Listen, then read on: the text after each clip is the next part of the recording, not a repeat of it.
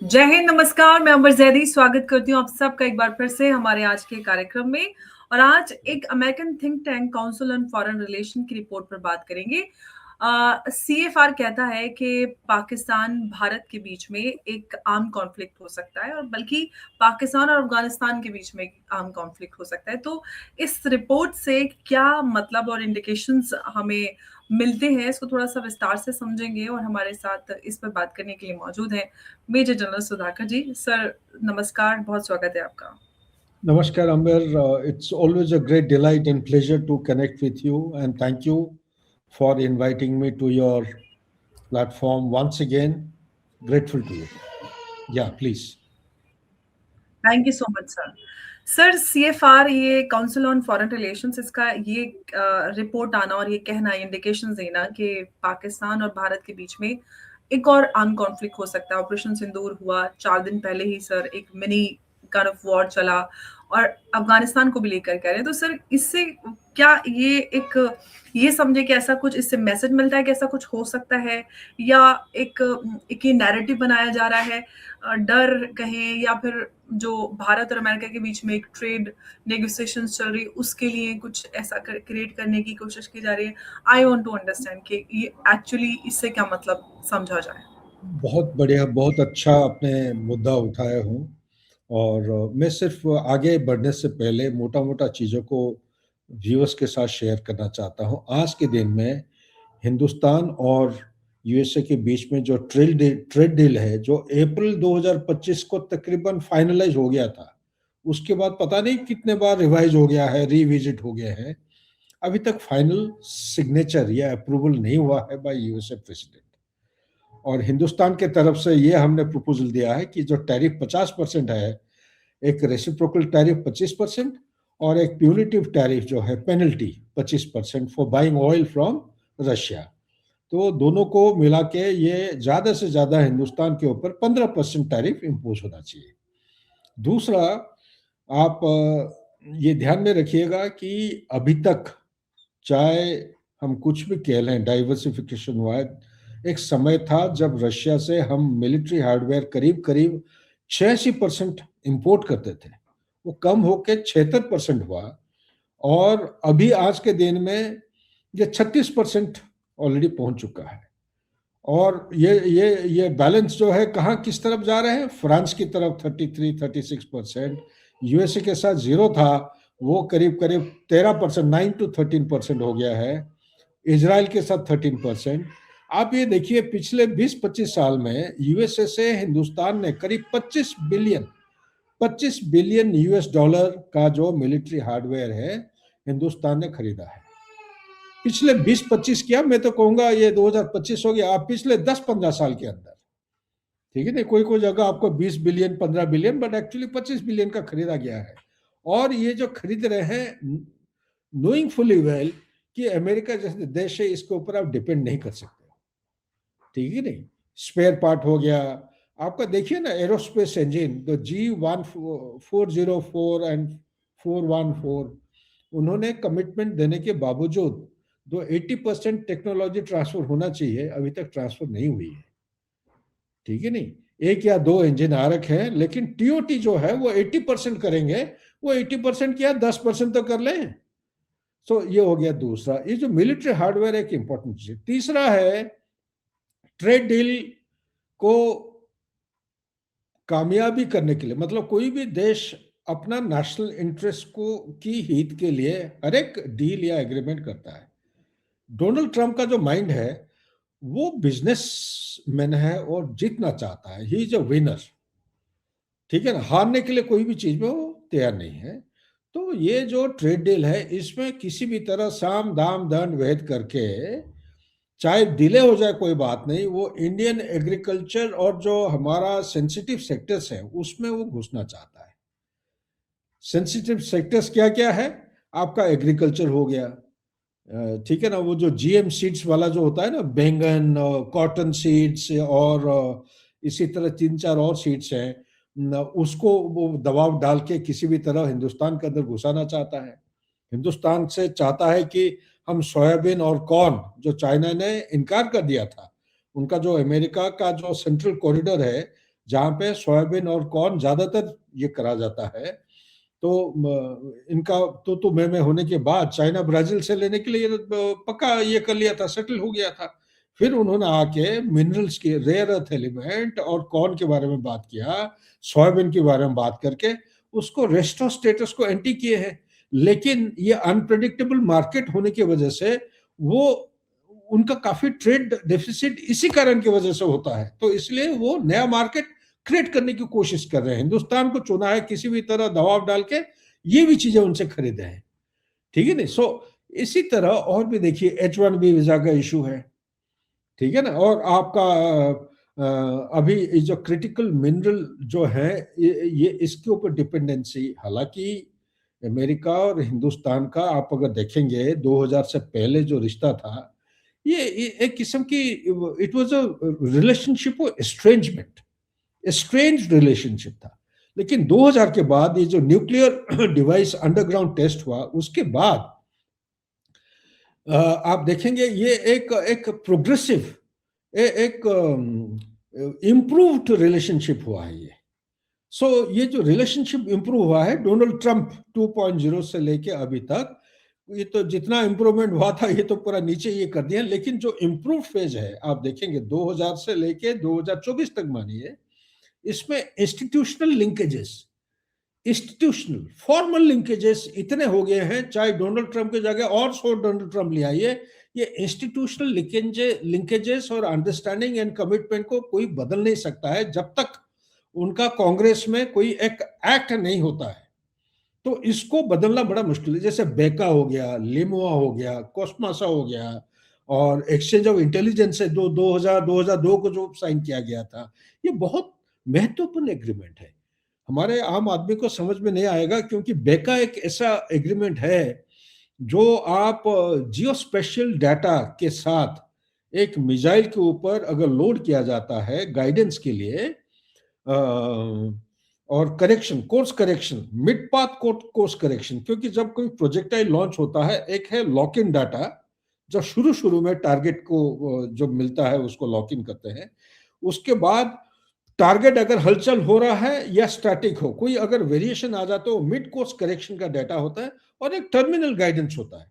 तो ये जो टर्मिनल गाइडेंस बहुत इंपॉर्टेंट है, ये बेका में उसमें शामिल है। नाटो एलाइज को उन्होंने दिया नहीं है, ये हिंदुस्तान को दिया है। ठीक है ना? सो आप अगर देखेंगे गहराई में, चंद एग्रीमेंट काफी ऐसा अनोखा किस्म की एग्रीमेंट हुआ है।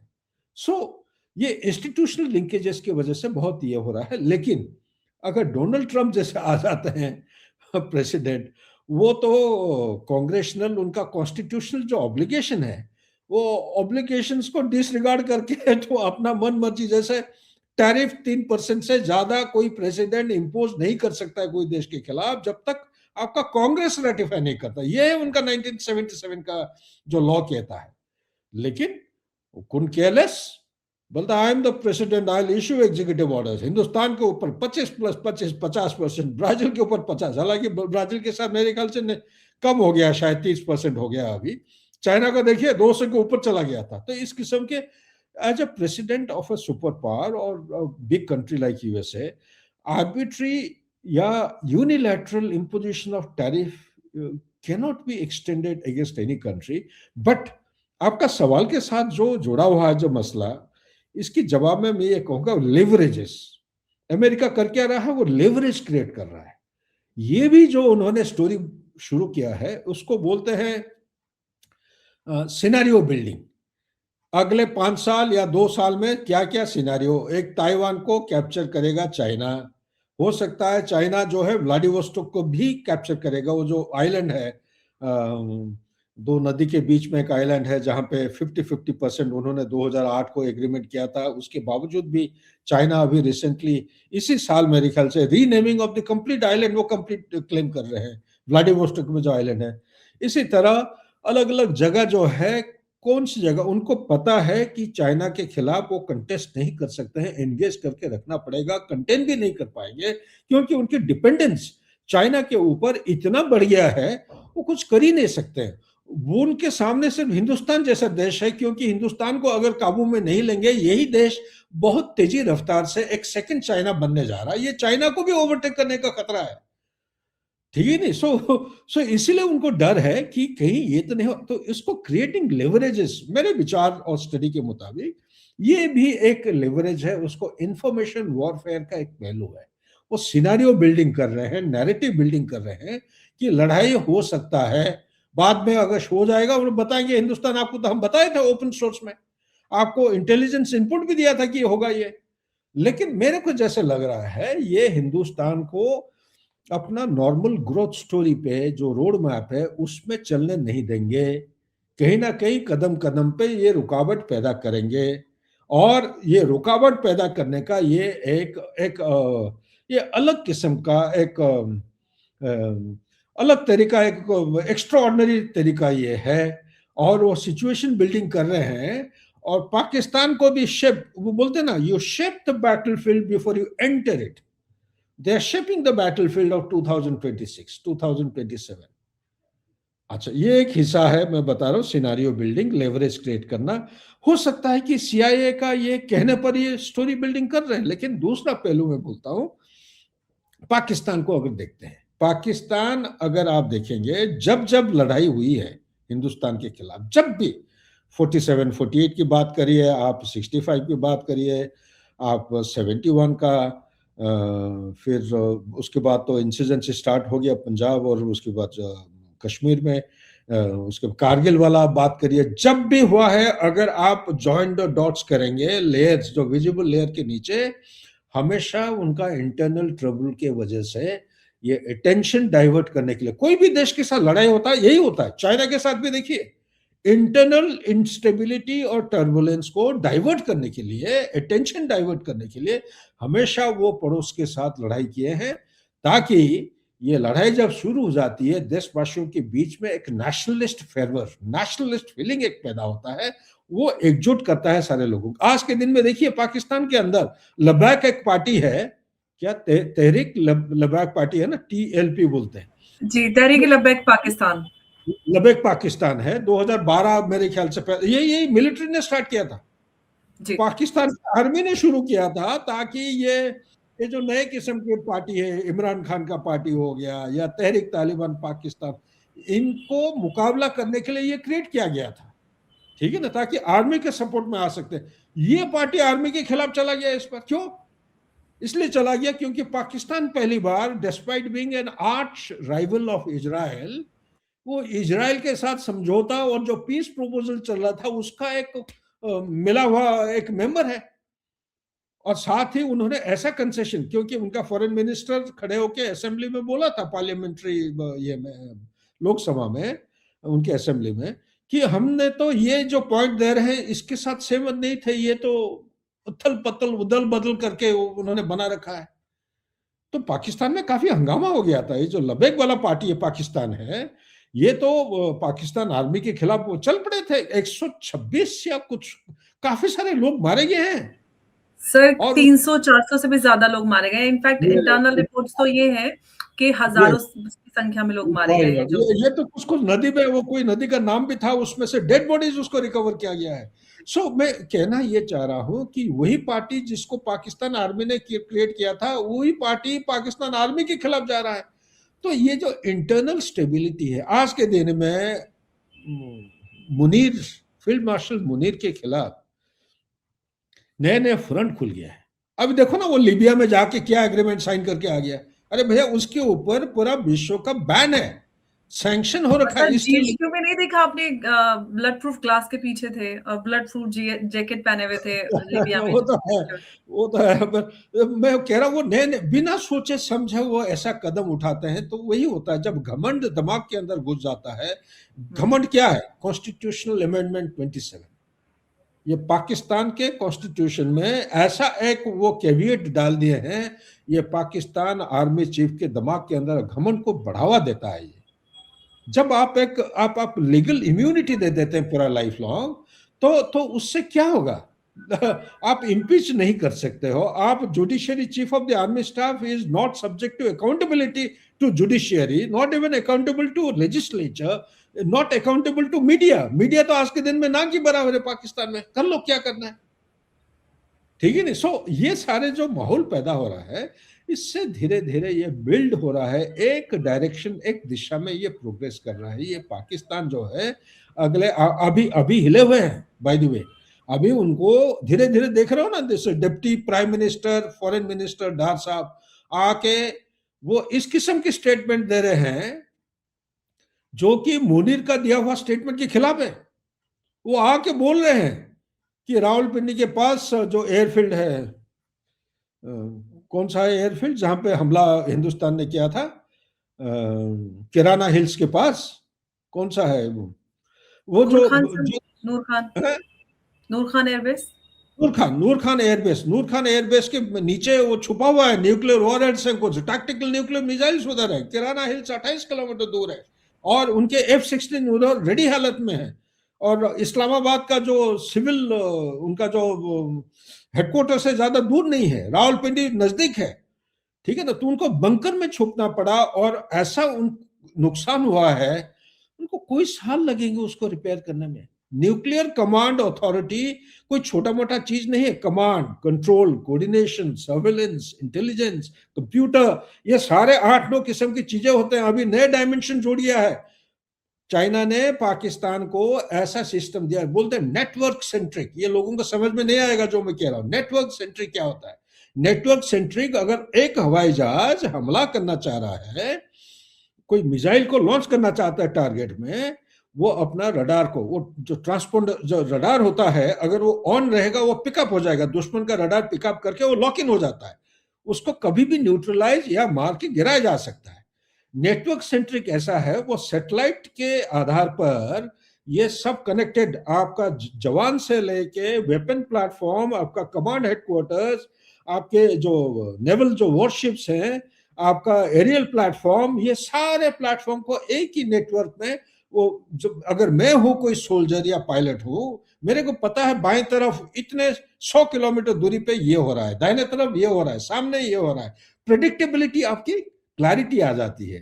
तो इस किस्म की लड़ाई में जो हवाई जहाज प्रोजेक्टाइल लॉन्च करने जा रहा है, वो अपना रडार को ऑफ पहले लॉन्च करता है, रडार ऑफ कर देता है। रडार जब एक बार ऑफ हो जाता है तो वो कोई भी दुश्मन का रडार इसको पिकअप नहीं कर पाएगा। तो ये जो प्रोजेक्टाइल लॉन्च हुआ कैसे जाएगा फिर?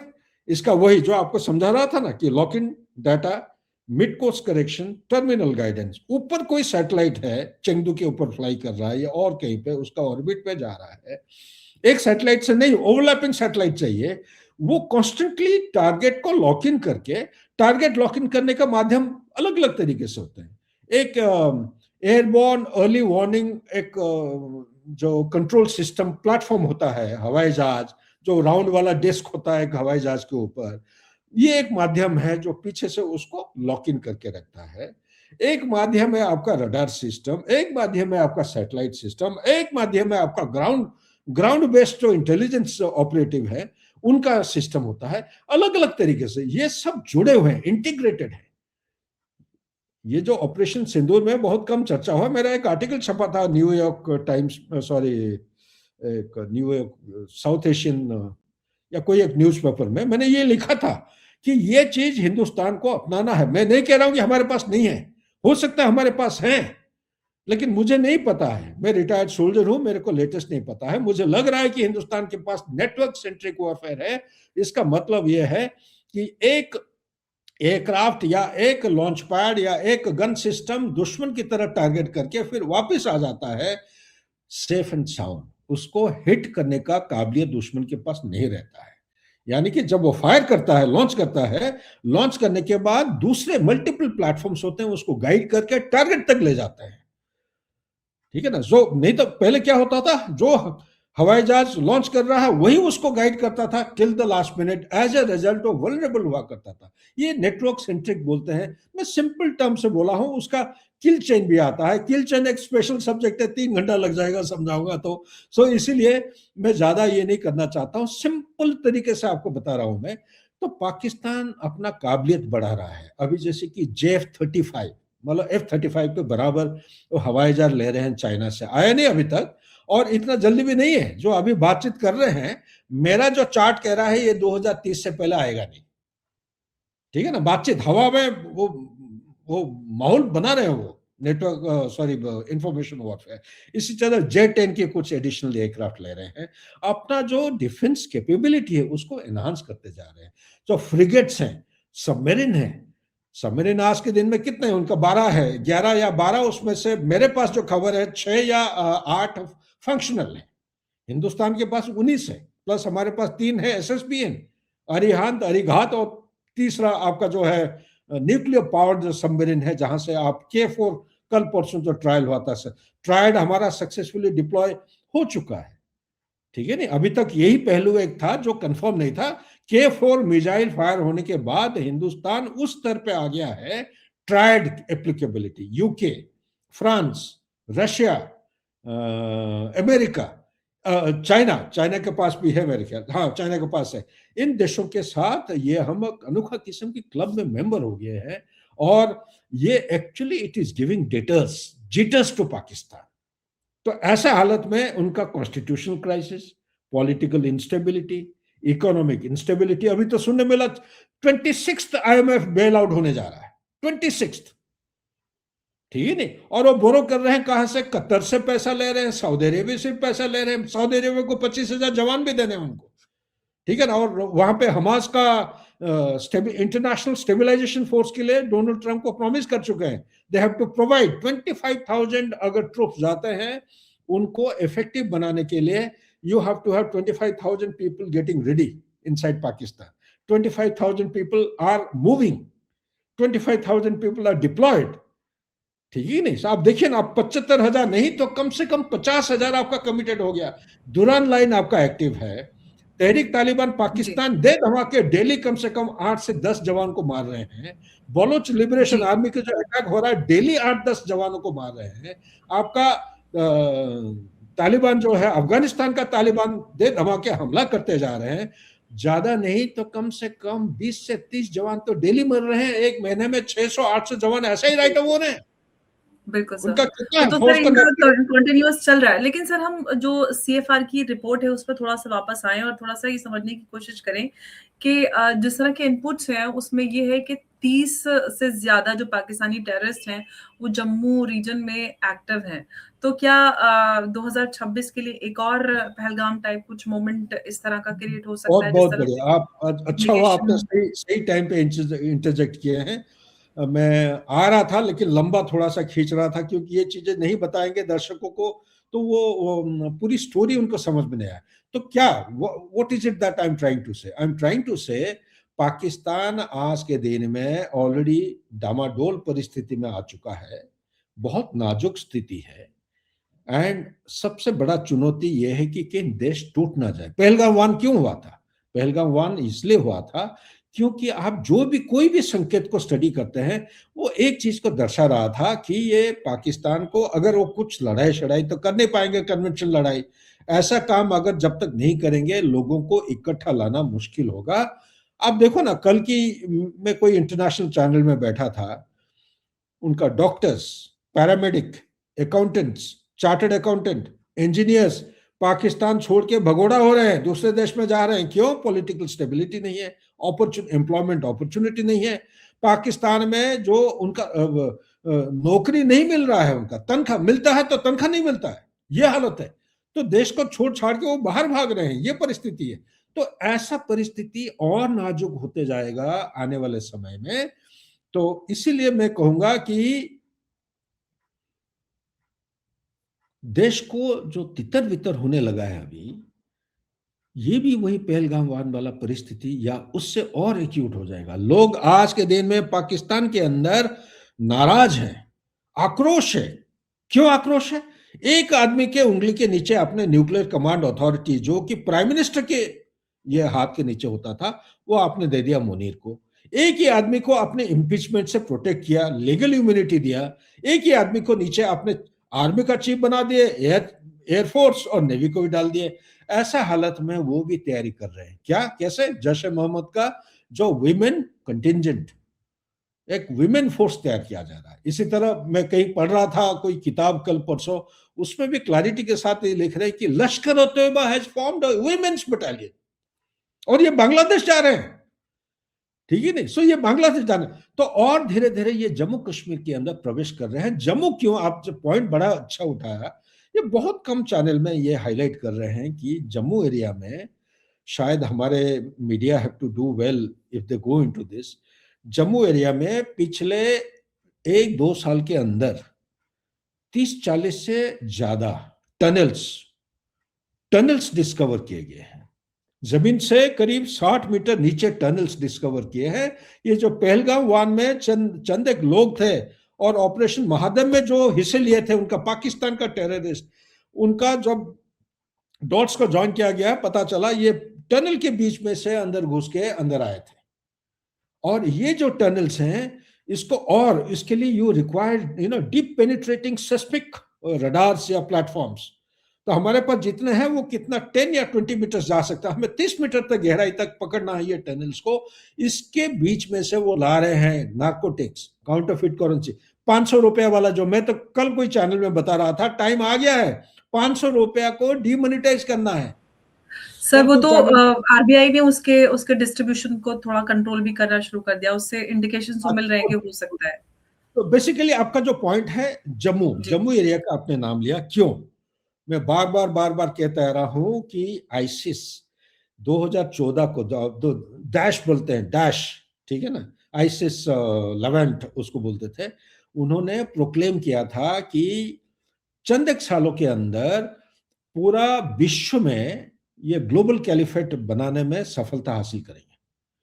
बहुत हाथ पैर मारे उन्होंने, क्योंकि 2017 को इनका जो मेरुदंड है ये बिल्कुल डिसिमेट किया गया था। ये वेस्टर्न अलायंसेस क्लेम करते हैं, लेकिन मैं मानता नहीं हूं। अभी वो आइडियोलॉजी को आप तोड़ नहीं सकते हैं, हाथ हथियार और आदमियों को मार सकते हो, लेकिन आइडियोलॉजी, यही आइडियोलॉजी अभी बहुत ही मजबूत हो गया है, धीरे धीरे प्रवेश करने लगे हैं। ये जम्मू एरिया में ओवरग्राउंड वर्कर को लेते हुए एक ग्लोबल कैलिफेट का हेडक्वार्टर बना है। ये हमारे इंटेलिजेंस एजेंसी, मीडिया इसके ऊपर कोई गौर नहीं कर रहे हैं। टनल तो है ही है, प्लस ओवरग्राउंड वर्कर को लेके एक हेडक्वार्टर बना रहे हैं, एक ग्लोबल कैलिफेट जो कि सारे चीजों को ये कंट्रोल करेंगे। और उनका मुद्दा क्या है? मुद्दा ये नहीं है कि जो डीप स्टेट पाकिस्तान का अभी तक था, to liberate Jammu and Kashmir. उनका मुद्दा यह है कि जम्मू कश्मीर को लिबरेट करेंगे, लेकिन उसको पाकिस्तान के साथ शामिल करने नहीं देंगे। ठीक है ना, वो रहेगा, वो इंडिपेंडेंट ऑटोनोमस स्टेट उनका एक एम ऑब्जेक्टिव है। इसी तरह छोटे छोटे कैलिफेट, रीजनल कैलिफेट, एक वेस्ट बंगाल में, एक आपका वो क्या किशनगंज एरिया जो है, एक आपका आता है महाराष्ट्र में, एक असम में खुल गया है, एक यूपी में कानपुर, और ये जो इंडस्ट्रियल कॉरिडोर है वहां पे, एक तमिलनाडु की तरह वो खुल गया है। छोटे छोटे छोटे, क्योंकि वो सक्सेसफुल नहीं हो रहे हैं। हमारा एनआईए, नेशनल इंटेलिजेंस एजेंसी, बहुत बेहतरीन काम कर रहे हैं, डबल डाउन कर रहे हैं, हर एक चीज को अंदाज लगा रहे हैं। प्रोएक्टिव कैपेबिलिटी बढ़ गई है पिछले 11-12 साल के अंदर। और इसलिए मैं कह रहा हूं, लेकिन फिर भी पाकिस्तान किसी भी तरह कोशिश करके, हो सकता है कि पहलगाम 1 की तरह ना करे, और पहलगाम 2 जो है एक अनोखा किस्म का वो रूप और रंग ले सकता है। हो सकता है कि डर्टी बॉम्ब की तरह तैयार करे, हो सकता है सीरियल ब्लास्ट की तरह करे, हो सकता है कि केमिकल बायोलॉजिकल वॉरफेयर, जो राइजिन वाला पॉइंट उठा था, उसको कहीं, वो बोलते हैं ना, the battle has been taken into the kitchen of every house. Ricin एक ऐसा चीज है, आपको पता भी नहीं चलेगा। It is more poisonous than that of cyanide, most poisonous item in the world. लेकिन वो किचन से ज्यादा डेंजरस ये है, अगर राइजिन को आप एरोसोलाइज करेंगे, एरोसोलाइज मींस इसको पानी मिला के लिक्विड अगर फॉर्म में ले आते हैं, ऊपर से स्प्रे करेंगे। दिल्ली जैसा सिटी में अगर 2 करोड़ पॉपुलेशन है, 6 से 8 घंटे के अंदर, 6 से 8 घंटे के अंदर आप 5 मिलियन लोगों की डेथ करने का काबिल है इस किस्म की एरोसोलाइज्ड राइसिन। इसलिए हमें बहुत सारे पाबंदी लेना है। और ये हमें, ये अभी क्या टारगेट उनका क्या है? टारगेट वो ऐसा चुनेंगे जो इकोनॉमी के ऊपर डायरेक्ट हिट करेगा। मोबाइल जो एक्सपोर्ट हम कहते हैं ना, सेकेंड लार्जेस्ट मोबाइल एक्सपोर्ट है हमारा, मेक इन इंडिया का कॉन्सेप्ट है हमारा। डिफेंस इंडस्ट्री जो कॉरिडोर्स बना रहे तमिलनाडु और यूपी वाला, हमारा न्यूक्लियर साइंटिस्ट, हमारा स्पेस साइंटिस्ट। स्पेस का देखिए, अभी 2-3 दिन पहले एक लॉन्च हुआ है, शायद विश्व में इस किस्म की बहुत कम है स्पेस सैटेलाइट लॉन्च करने का काबिलियत कोई भी देश के पास। हिंदुस्तान वो देश है जिसको क्रायोजेनिक इंजन का डिनाई किया गया था 1998 में। इसके बावजूद हमने उसको डेवलप करके ये काबिलियत हमने हासिल किया है। तो आने वाले समय में बहुत तेजी रफ्तार से हिंदुस्तान प्रोग्रेस करते जाएगा और तेजी रफ्तार से बहुत बाधा भी आएंगे। एक बाधा वही है जो पाकिस्तान से आने वाला है 2026। मैंने अंदाज लगाया था शायद ये 2025 को कुछ करेंगे, लेकिन दिसंबर खत्म होते जा रहा है। इसका मतलब हमारा इंट एजेंसीज बड़े अच्छे काम कर रहे हैं, एनएसएस साहब बड़ा बेहतरीन काम कर रहे हैं। सिर्फ मैं चेतावनी देना चाहता हूं, जो 6 दिसंबर को टारगेट था, पुतिन साहब का विजिट के साथ तालमेल हो रहा था और उससे पहले दिल्ली बम ब्लास्ट को हमने न्यूट्रलाइज किया था। और hats off to Kashmir police, उनका जो एसपी साहब जो नोटिस बोर्ड में कुछ देखा पिक्चर, तब उन्होंने एतला कर दिया था पूरा देश को। तो इसी तरह हर सिटीजन को भी डबल डाउन करके देखना चाहिए कि किस तरह हमारा आंख और कान को खुला रखना चाहिए। ऐसा कोई अनोखा आउट ऑफ ऑर्डिनरी चीजें आते हैं, ये सबके सामने लाना निहायत आवश्यक है। मेरे को लग रहा है कि ये जो वेस्ट बंगाल का इलेक्शन है मार्च अप्रैल में, प्लस बांग्लादेश का जो हो रहा है 12 फरवरी का, ये दोनों they are on to a platform of convergence in the sense कि ये थ्रेट सिनारियो सेम ही है। इलेक्शन यहाँ पे भी हो रहा है अगले 3 महीने में, इलेक्शन वहां पे भी होने जा रहा है अगले 2 महीने के अंदर। परिस्थिति वहां का हाथ के बाहर हो चुका है और उनका जो what is name Tariq Zia's Rahman.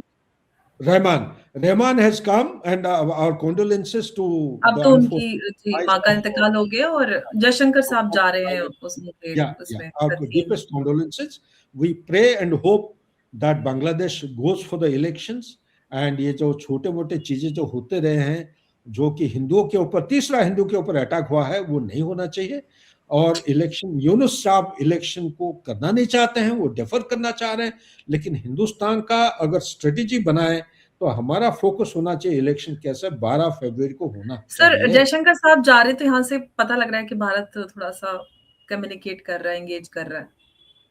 अच्छा, खालिदा गुड। जिया नहीं, अगर हो रहा है तो बहुत बढ़िया है। खालिदा मैं जिया तो की सर उसमें दफन में और उसमें जा रहे हैं, उनकी लास्ट राइट्स जो है उसमें जा वेरी रहे हैं। गुड। मैं तो कह रहा हूँ प्राइम मिनिस्टर साहब को जाना चाहिए, ये एक मौका है। ये जो सिंपैथी फैक्टर होता है ना, Ambar you will agree with me, Rajiv Gandhi के साथ क्या हुआ था? वो कोई क्लास 1 टॉप क्लास कोई पॉलिटिशियन नहीं थे। उनका माता की असैसिनेशन की वजह से एक सिंपैथी फैक्टर हुआ, जिसकी वजह से ही bounce back with the thumping majority. ये साउथ एशिया का कल्चर है। ये this is the political, you know, वैसे मुझे लग ही रहा था जैसे जैसे ही सुबह इंतकाल की खबर आई कि अब तारिक रहमान को अब सिंपैथी वोट्स भी ऐड हो जाएंगे। बिल्कुल मिलेगा। तो इसी का फायदा, फायदा is a wrong expression to use, इसको एक्सप्लॉइट नहीं इस करना मौके का चाहिए, को यूटिलाइज करना चाहिए। हमारे पास जो एंटी इंडिया कैपिटलाइज सेंटिमेंट करना चाहिए। कैपिटलाइज करके हिंदुस्तान को आगे की तरफ बढ़ना है, ताकि, क्योंकि बांग्लादेशियों को एक चीज समझना है कि वो हिंदुस्तान बांग्लादेश के बिना जी सकता है। वो हिल्सा हिल्सा बोलते हैं ना, वो मछली आता है बांग्लादेश से जी ज्यादातर। हिल्सा और भी कहीं से आ सकता है, वियतनाम से आ सकता है, थाईलैंड से आ सकता है, बहुत जगह से आ सकता है, तो मलेशिया से ला सकते हैं, इंडोनेशिया से ला सकते हैं। लेकिन बांग्लादेश इंडिया के बिना जीना बहुत मुश्किल हो जाएगा। दे आर क्रिएटिंग अ बिल्कुल सर, वो तो सिचुएशन। फिर से चावल मांग रहे थे, उनको भात कहाँ से और मिलता नहीं है। है खाने के लिए, लोग लोग भूखे मर रहे हैं। अभी शुरू हो जाएगा, अभी फैमिन स्टार्ट हो जाएगा अगर हिंदुस्तान छोड़ नहीं लेते हैं। तो ये जो लिवरेजेस हैं, इंडिया को पहचानना चाहिए और सही टाइम पे we must learn how to weaponise them. और वेपनाइजेशन जो है, ये क्योंकि हमारा पड़ोस देश है, मैं बैकयार्ड नहीं बोलूंगा कि हमारे लोग हैं, ये तो आपने आर्टिफिशियल बाउंड्री बना के ये किए हैं। इसमें टाइम आ गया है हिंदुस्तान को लेवरेजेस को कैपिटलाइज करके हमारा चिकन नेक का जो कंधे हैं, एक नेपाल की तरफ से, एक भूटान की तरफ से, एक बांग्लादेश की तरफ से, उनको कुछ नहीं तो आप खरीद लो। अमेरिका मेक्सिको के साथ जो बाउंड्री सेटल किया था कोई साल 100-200 साल पहले, उन्होंने $10 मिलियन दे के उस समय उन्होंने खरीद लिया था बाउंड्री को सेटल करने के लिए।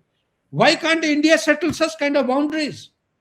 Good If idea Chinese sir, can very come nice to suggestion. Jaffrey range, why can't we? We have an हाँ, agreement जब with हम उनको Bhutan. इतना सपोर्ट कर ही रहे हैं, इतना डिप्लोमेटिक सर सपोर्ट मिलता है, तो थोड़ा आप पैसा। पूरा 5 ईयर प्लान का आप 5,000 करोड़ रुपए दे रहे हो 5 साल का, आप क्यों नहीं ये डिमांड कर सकते हो? बांग्लादेश को आपने दिया है 3 बीघा एक कॉरिडोर, वो जी 15-25 हजार लोग आते जाते हैं डेली। 3 बीघा के सही तो आप एक जगह का नाम है तुरा टू हिली, तुरा टू हिली, आप घूम घाम के आते हो 630 किलोमीटर। सिलीगुड़ी कॉरिडोर में 6-6 दिन 8-8 दिन रुक जाते हैं, चेकिंग चलता है, ऑक्ट्रॉय कलेक्शन होता है, गाड़ियों की भीड़ लगी रहती है।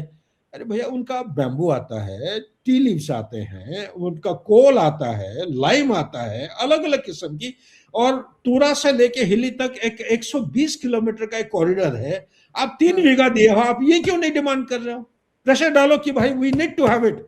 Time has come, diplomacy dialogue के साथ थोड़ा एसेशन की जरूरत है, या talk behind the door, one on one. ठीक है ना? Even if you have to show, sorry for lack of correct expression, even if you have to point the gun, ठीक है, time has come where in the neighbourhood has to be handled very deftly, जैसे आपने मुइजो के साथ किया मालदीव्स में। इसी तरह कहीं ना कहीं polite diplomacy will work out to some extent. Plus Thereafter, the some leverage and arm twisting also. towards, Same yes, time. assertive diplomacy. Hot and cold treatment. Hot and ठीक है, cold treatment होता ना तो इसी के साथ मेरे ख्याल से ज्यादा मैंने बोल दिया है, 36 मिनट हो Not गया। at all, sir. It's all worth it. लेकिन It's all worth it. लेकिन ये जो आपने चुना है, ये पक्का सिचुएशन बिल्डिंग हो रहा है, पक्का कुछ ना कुछ करेंगे 2026 को। हो सकता है 4 दिन की जगह ये 8-10 दिन हो जाए। हिंदुस्तान को ये देखना पड़ेगा, हमारा जो स्ट्रेटेजिक डॉक्ट्रिन है, restraint to strategic punishment, deterrence of punishment. Deterrence 2 किस्म के होते हैं, डिनायल जो कि कोवर्ट ऑपरेशन होता है, और दूसरा होता है डेटरेंस ऑफ पनिशमेंट। बोल के, जैसे पाकिस्तान को बोला था हम हिट करेंगे, और ऐसा ही हिट करिएगा। इस बार छोड़ना नहीं। 11 एयरबेस पे मत रोकिएगा। मुझे मालूम है 27 एयरबेस है, उससे ज्यादा इस बार GHQ पे निशाना होना चाहिए, मतलब। इसी देखिए, सब वही कहते हैं पाकिस्तान ऑक्युपाइड जम्मू कश्मीर को ले लेना चाहिए। पाकिस्तान ऑक्युपाइड जम्मू कश्मीर का एक दूसरा पहलू है, इसके साथ मिक्सअप मत करिए। वो एक कन्वेंशनल लड़ाई है। अभी आप नॉन कन्वेंशनल लड़ाई को, या स्टेट नॉन स्टेट एक्टर के खिलाफ आप अपना कन्वेंशनल रिसोर्सेज के जरिए से जवाब दे रहे हैं। ये, और अभी डॉक्ट्रिन चेंज हो गया है। पहले बुट्स ऑन ग्राउंड के साथ हमला करते थे, अभी हमला नहीं कर रहे हैं। बॉर्डर को पार बिना करके आप अपने बॉर्डर से 80, 100, 150 किलोमीटर दूरी से आप फायर कर रहे हो। तो ये जो डॉक्ट्रिनल चेंज हो रहा है, ड्रोन्स यूज हो रहे हैं। आप आयरन डोम जो है हिंदुस्तान का एक सुदर्शन चक्र बनते जा रहा है अलग अलग स्तर पे, इसका भी ध्यान रखना पड़ेगा। और उसका जो स्ट्रेटेजिक डोमिनेंस बोलते हैं, एस्केलेटरी मैट्रिक्स, कब शुरू करना है और कैसे कैसे बढ़ती, मतलब चढ़ती सीढ़ी पे आप लड़ाई की रफ्तार और जो गहराई है, इंटेंसिटी, किस तरह आप बढ़ाते जाएंगे, इसके ऊपर डोमिनेट करके रखना निहायत आवश्यक है। टारगेट को चुनिए, आप बोलिए हम हिट करेंगे, लेकिन जो टाइम और प्लेस, एग्जैक्ट प्लेस, वो मत बताइए। वो ऐसा समय पर जाएगा उनको खुद को ही नहीं पता चलेगा। उनका प्रेसिडेंट, मुनीर, प्राइम मिनिस्टर सब बंकर के अंदर महीने भर बैठे रहेंगे, बाहर नहीं निकल पाएंगे इस बार। और पाकिस्तान को एक मुंह तोड़ जवाब ऐसा दिया जाए। सबसे इंपॉर्टेंट चीज मैं 3 चीजों को बताना चाहता हूं। Number 1, communication. पाकिस्तान का कम्युनिकेशन को टारगेट करिए। नंबर 2, उनका जो फंड फ्लो हो रहा है आज के दिन में, पाकिस्तान के अंदर हवाला काफी एक्टिव है, ठीक है नहीं, फंड को चोक करिए। और नंबर 3, मैं कह रहा हूं, उनका जो आर्मी है, ये सबसे बड़ी टैप है। उस टैप से टेररिज्म की बाढ़ आ रहा है हिंदुस्तान के अंदर, बांग्लादेश के अंदर। आप टैप को हिट करिए। टैप को जो हिट करते हैं, क्या पिछली बार आपने संदेश दिया मुनीर को कि भाई तेरे हेडक्वार्टर से ज्यादा दूर नहीं है नूर खान बेस, अगले बार तेरे हेडक्वार्टर तेरे ऑफिस में जाके पिन पॉइंट है, तेरे कुर्सी को वहां से उड़ा देंगे। इस बार धमकी नहीं, करके दिखाइए। धन्यवाद। बहुत बहुत धन्यवाद सर। जय हिंद, जय भारत।